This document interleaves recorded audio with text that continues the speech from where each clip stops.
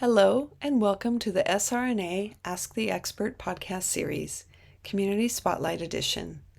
SRNA is a nonprofit focused on the support, education, and research of rare neuroimmune disorders. You can learn more about us on our website at wearesrna.org. Our 2022 Ask the Expert podcast series is sponsored in part by Horizon Therapeutics, Alexion AstraZeneca Rare Disease, and Genentech. Horizon is focused on the discovery, development, and commercialization of medicines that address critical needs for people impacted by rare, autoimmune, and severe inflammatory diseases. They apply scientific expertise and courage to bring clinically meaningful therapies to patients. Horizon believes science and compassion must work together to transform lives. Alexion AstraZeneca Rare Disease is a global biopharmaceutical company focused on serving patients with severe and rare disorders through the innovation, development, and commercialization of life-transforming therapeutic products. Their goal is to deliver medical breakthroughs where none currently exist, and they are committed to ensuring that patient perspective and community engagement are always at the forefront of their work. Founded more than 40 years ago, Genentech is a leading biotechnology company that discovers, develops, manufactures, and commercializes medicines to treat patients with serious and life-threatening medical conditions. The company, a member of the Roche Group, has headquarters in South San Francisco, California. For additional information about the company, please visit gene.com. For today's podcast, Dr. Gigi deFiebre was joined by Ben Harris, the Chief Executive Officer of HCA Florida Woodmont Hospital in Tamarack, Florida. He has worked in healthcare for 11 years and the pharmaceutical industry for 10 years.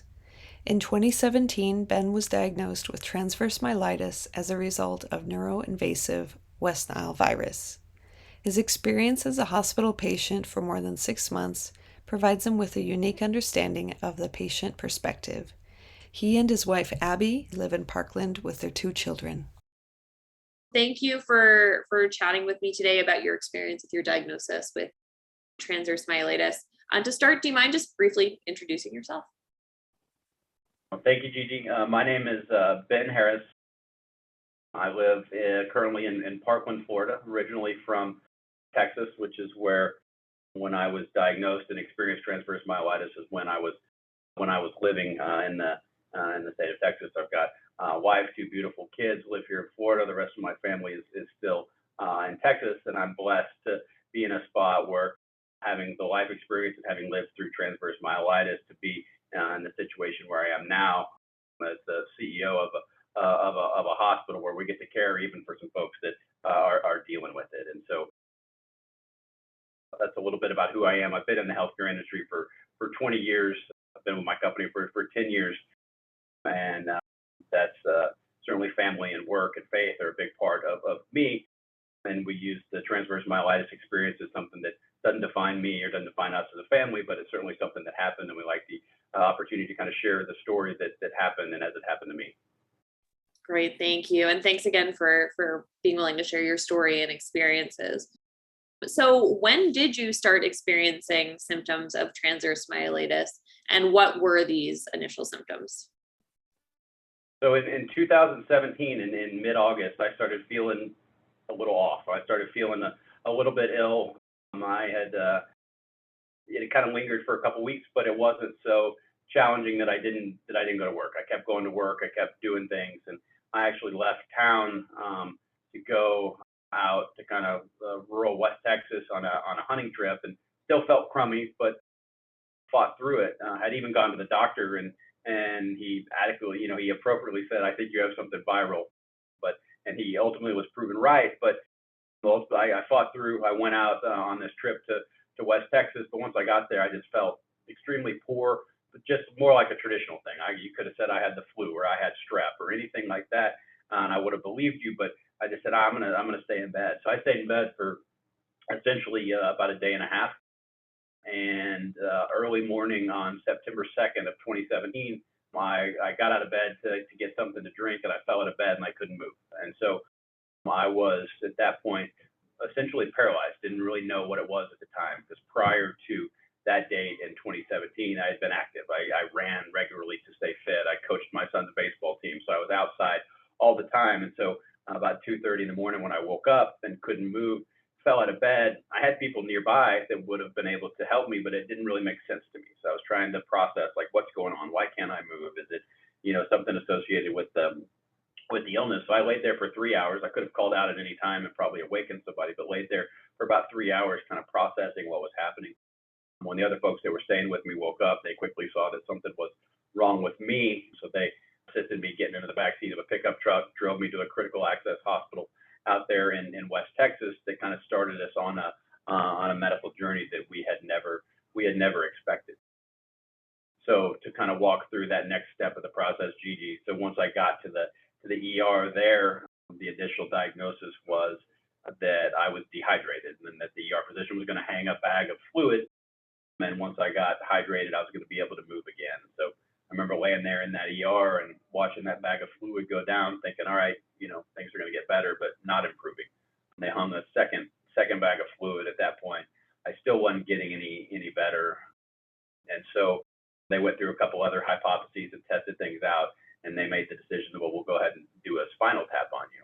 But working for a hospital system and working in the healthcare industry, I knew at that point it was probably inappropriate. This wasn't the spot that I wanted to be to seek that kind of care. So they were able to arrange medical transport via helicopter for me back from kind of rural West Texas to the Dallas Metroplex.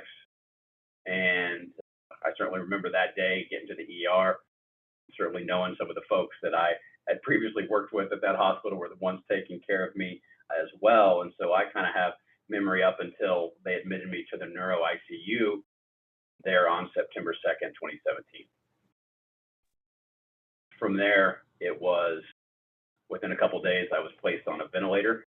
So I think the diagnosis of transverse myelitis came pretty quickly in the stay upon imaging, right? They knew that was something that was what was going on with me. It wasn't until about 5 days later that they determined that the cause for me was West Nile virus. So I contracted West Nile virus from a mosquito.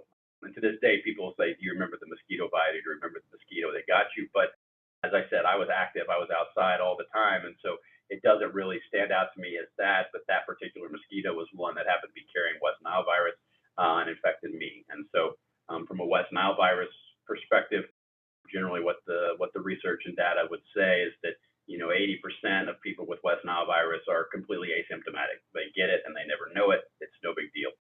Most of the rest of those folks get some level of symptoms of fatigue, but it's transient and temporary, and they go back to normal, right? And then a small percentage of the West Nile virus is classified as neuroinvasive West Nile. Most of that ends up with encephalitis and various things that are on the brain side, but for me, it stayed in my spine, and so it manifested itself as transverse myelitis. And as one of the doctors later described to me, I had the worst case of demyelination that he had ever seen. So in my case, certainly for me, I wouldn't have known what transverse myelitis was at the time, or what myelin did, or the importance of it for the entire nervous system. But for me, it went from the top of my spine to the bottom of my spine. So any signals that my brain was doing, telling me to move or to breathe or do any of the basic functions of life, weren't getting to their destination. So that, again, so upon imaging, I think is when they determined that it was transverse myelitis, but kind of a unique factor for me is that the trigger for it, or the cause they were able to identify, was West Nile virus. Yeah, and so you mentioned that they did an MRI and found inflammation in your spine. Do you know what other testing they did to determine your diagnosis, or even how one gets kind of tested for West Nile, or how they came to that diagnosis?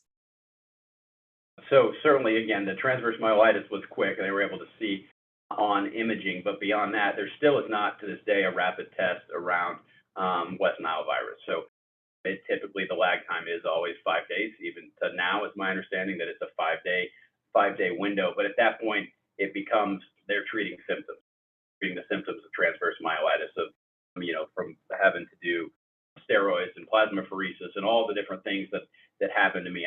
I'm not familiar with everything that happened to me because I kind of have a gap in my recollection of it, but I think I have a novel of papers that's all that is, it comprises all the things that they did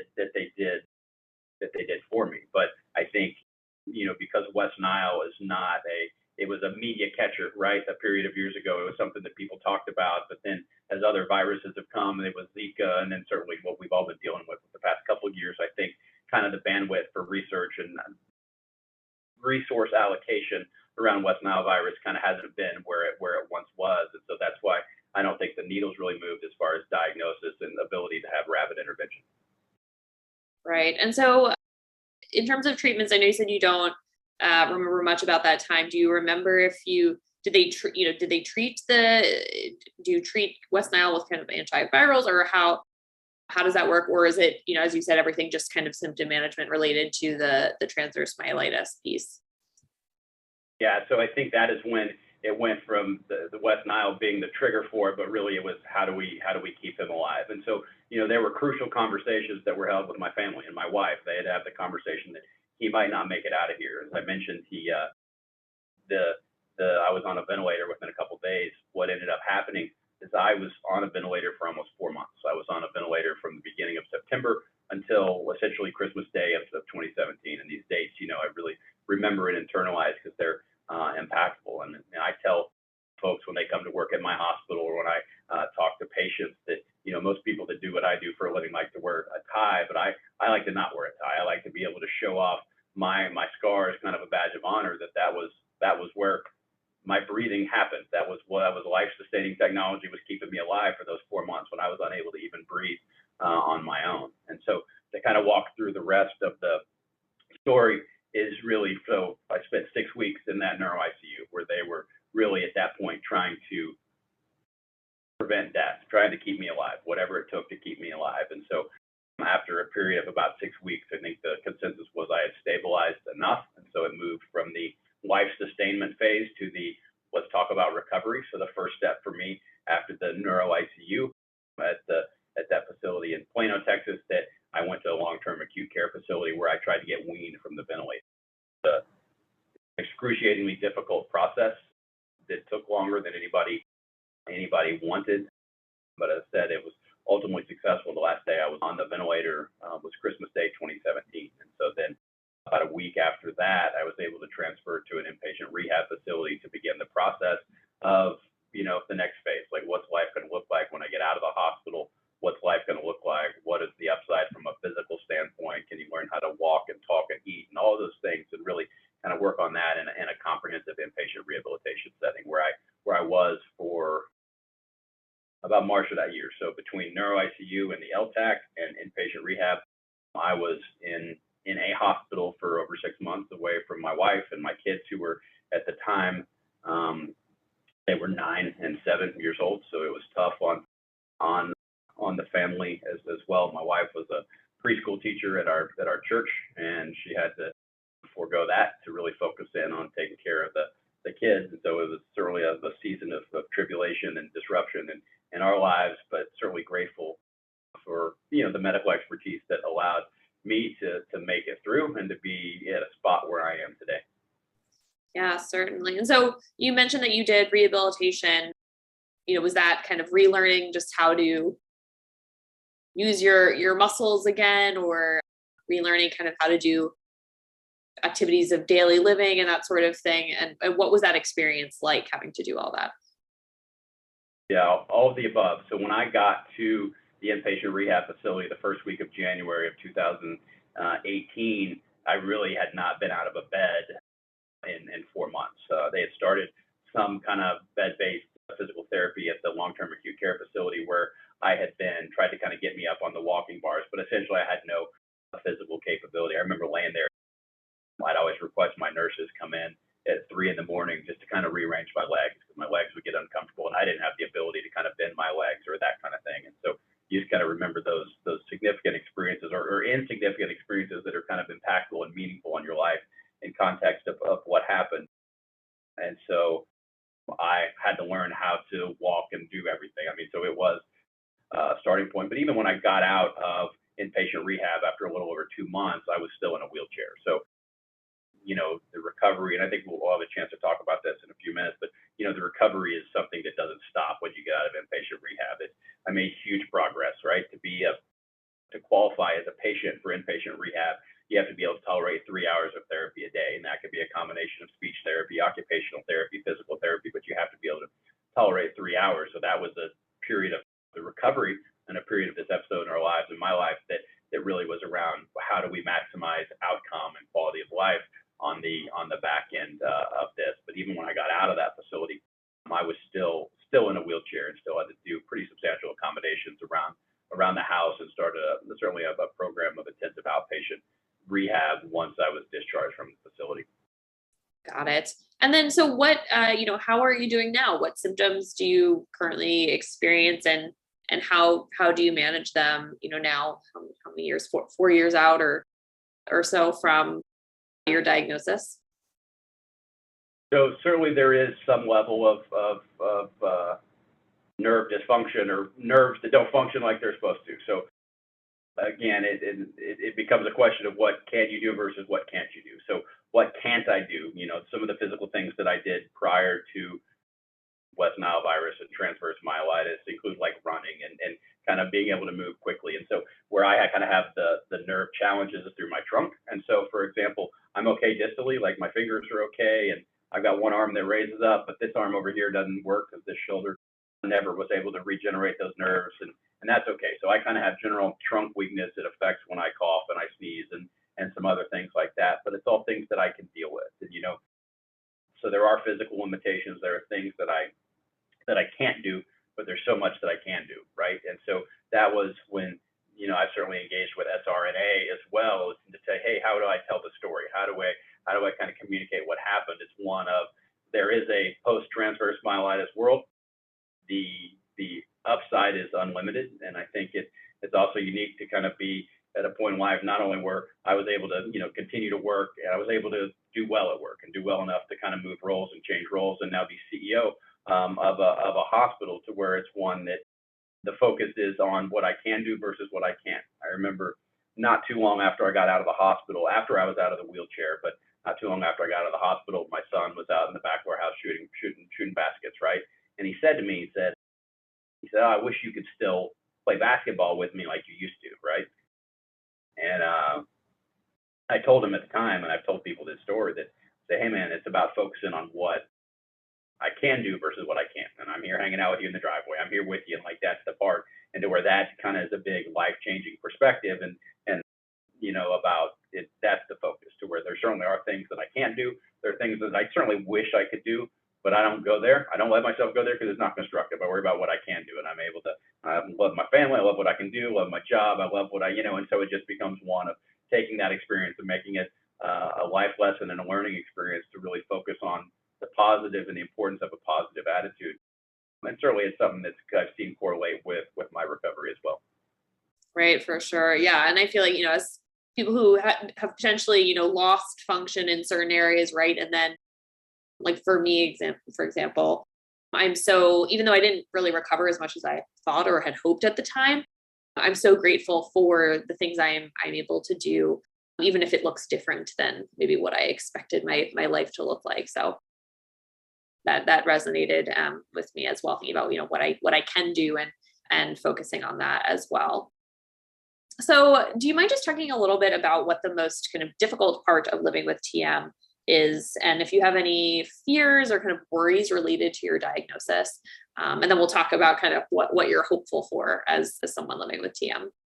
That's a good question, Gigi. And I think for me, I'm very fortunate that it's not necessarily the first thing you notice about me, that I have physical challenges or physical deficiencies. And so people don't know. And so it's kind of like, I don't feel like I want to tell everybody about it, or I'm happy to share. I'm an open book, but like I said earlier, it doesn't define who I am as something that happened, but people will assume you could do this, or they'll say, hey, do this. And I have to be like, I can't. And they'll look at me like, oh, it's, why can't you? Another example that, makes us laugh is, we live down here in Florida, so we're all near the beach. And so when we go to the beach and we take the kids and we've got the wagon going through the sand, I'm not much help doing that. And so my wife, she's a saint, she's doing it. And we joke that, you're my pack mule. And I always think like how people are looking at her and I'm like, God, that guy Like, why is he, what a jerk. He's making his wife carry all that stuff. But part of it, and so those are things that are just almost trivial in the grand scheme. Like, it's things that we can deal with, but people don't realize kind of some of the things that are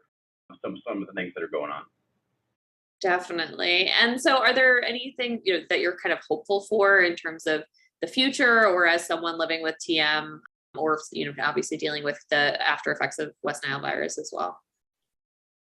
Yeah, and so I think, there is legitimate, it's something that doesn't certainly occupy my brain, but it is like, what does it look long term? Because for me, while I'm blessed and fortunate to have had the amount of physical recovery that I've had, I also think ahead to the future to where, when I hit retirement age or when I hit 70 or 80 years old, because I'm here versus most people being here, that when you kind of have the physical, when you reach the point in life where there is a physical decline, what does that look like for somebody starting at a lower baseline than me?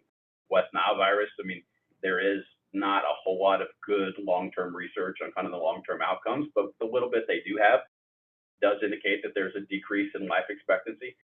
So that's there. But again, it becomes, what do we focus on? So it's about maximizing today and maximizing and not worried about what we can't control. Who knows what the world will be like in 30, 40 years. So I don't really worry about that. It's something that's on the radar, but those are legitimate concerns and issues that I think people that have encountered West Nile virus have, or have dealt with transverse myelitis as well, is because the effect on the what does long term look like. And so I mentioned that in the intro, certainly my kids that are now, my daughter's about to turn 14 and my son's 12, and so it's important to me to kind of always continue to push myself. So I say that because when I was in inpatient rehab, I saw people that didn't push themselves, and I saw that correlate with recovery to where kind of a family mantra that we live by now is around, if you're not on the edge of your comfort zone, you're not getting better. And so while that's what kind of led us to Florida, we're lifelong Texans, and so when the opportunity to come to Florida came up, when my wife and I were discussing it, we said, well, it's really outside of our comfort zone, but based on what we've learned, like, maybe we give it a try. And it's been a huge blessing to me and my family. And so as it exists today, that's kind of our governing ethos. Like, we do it, if we're not at the edge of our comfort zone, we're not getting better, and our strive is to get better each and every day. So the next question is, if there's anything you wish medical professionals knew about treating someone with TM. And I think you obviously have a unique perspective as someone who has been through the as a patient, right? We all are patients, I guess, throughout our lives at various points, but you've dealt with this from the patient side, but also obviously have the experience on the medical side as well. So yeah, what is it that you wish medical professionals knew about treating those with TM? So there's a lot. So certainly just the resources available, right? The fact that there is an organization like SRNA that specializes in these rare neuroimmune issues, including transverse myelitis. Something else from a medical professional is kind of the consequence of words. And so I still to this day, I work with a lot of doctors, and as we reflect back and reflect back on what happened to me and my time at the various medical facilities, there was variation in kind of demeanor by physicians. And so being a doctor is a tough job, but we remember the ones that kind of were more negative or had a more negative outlook. And to where, again, we approached it with the top side here is unlimited. Not only will we recover, we're going to get back after it, we're going to get back after life. We're going to get back after life. And there were some doctors that said, oh, he's not going to be able to walk again, or he might not get out of here, and that kind of thing. And kind of the impact that language for medical professionals has on a family. Now, certainly you have to calibrate that with reality, because there certainly are times when the reality are those things. But as I think back, it still sticks out in our mind, those doctors that we worked with that were either trying to calibrate expectations or were setting the bar too low when what I felt like we could achieve or what I could achieve was well beyond that. So that's from a doctor perspective. And then I'll also, Gigi, kind of answer from a healthcare professional standpoint. And so this is something I share with folks here at my hospital as well, is that, patients can have 99 wonderful experiences with each of us, but if they have a negative interaction with somebody that works at us, that's the one they're going to remember. And so I think back to when I was at the long-term acute care facility, there was a provider there that made me feel unsafe, that made me feel insecure. And some of the other people at that hospital My memory of them is kind of gone. I don't remember all the names. I don't remember, but I remember that one person. And so it's important that we as healthcare professionals, as we deliver care to the patients in our hospitals and what I do on a day-to-day basis, is that we understand that the kind of the vulnerabilities and the fear and the insecurity associated with being a patient, and that we have to do our absolute best when we're interacting with patients to make sure that they know that there's nobody more important in our world than them, and that we're going to take care of them, and we're going to make sure that each and every interaction we have with them is favorable. Got it. And then is there anything you wish your friends and family knew about TM? To me, I think it's just the awareness of it. Again, I think friends and family certainly know some of the limitations as it exists for me, but there's different manifestations. And I've gone on my journey over the past few years, the number of people that, say, oh, my spouse had transverse myelitis, or like it is a little more proliferate than I would have realized at the time. However, there's just different manifestations, and there's different long-term consequences. Different people have different levels of recovery.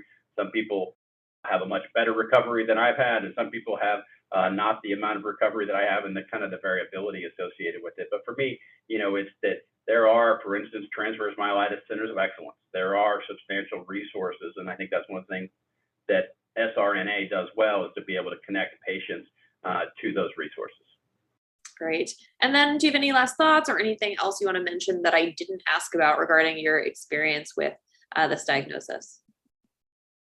So I want to go back to a little bit of the kind of attitude and life perspective. And so, it is, as I mentioned, it's not life defining, but it's certainly something that happened.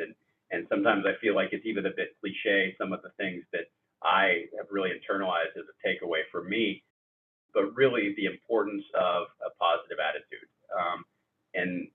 What really I saw, certainly when I was in the inpatient rehab facility, I was on the spine rehab floor. So because of what happened to me, and because transverse myelitis, I was on the spine floor. Most of the other folks that were there with me in that unit were gunshot wounds or were car accidents. And I got to meet an amazing group of people, some people that I'm still connected with to this day. But what I saw as a patient was the importance of attitude and how it correlated with the recovery, to where the folks that, perhaps rightfully so, but the folks that their leading emotion was kind of anger or frustration or disappointment that this bad thing had happened to them, I saw directly correlate with how much they recovered, to where the folks that attacked it, that they got after it and said, hey, like I said earlier, kind of push the comfort level, maintain a positive attitude, their recovery is tied to that, and having that positive attitude. I remember there was a gentleman in the room across from me had been in a car wreck, and even when I got there, I remember looking at him thinking, oh, like that poor guy, like that is a rough deal. And as I stay connected with him today, just on social media, like he's running half marathons now, right? And when I first saw him, he was in a halo and had a traumatic spine injury. And so I say that, and I watched his attitude, for example, and how he had the family support, and he had a positive attitude, to where now, he's living his life and he's back on track, right? And so I think it's one of transverse myelitis can be extremely disruptive, extremely awful, but there is hope. It can and does get better. And as long as you keep perspective on the gratitude for what we're able to do versus what we're not able to do, like everything's good in the end. And so I certainly wish it hadn't happened, but even though it has happened, like I'm so grateful each and every day to be able to do what I do for a living, to be able to be around my family and have a network of friends and do what we're able to do. And I just feel that we're so blessed. And so it doesn't have to be a life defining moment, nor does it have to be something that inhibits people from enjoying or experiencing life after they have lived through transverse myelitis.